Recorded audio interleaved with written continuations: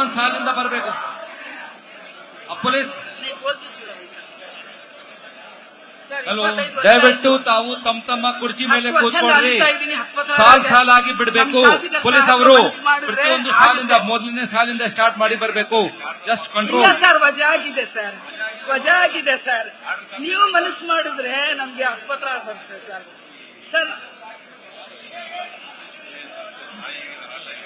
Sir lockdown ಅಲ್ಲಿ ಎಷ್ಟು support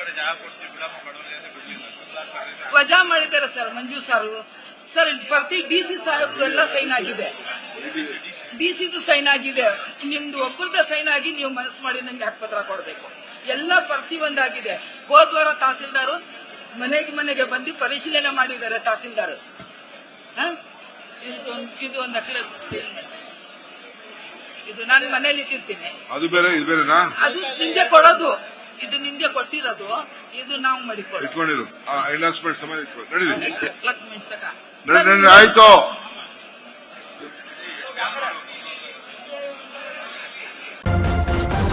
news first ನಿರ್ಭೀತಿಯಿಂದ ನಿಮ್ಮ ಪರವಾಗಿ.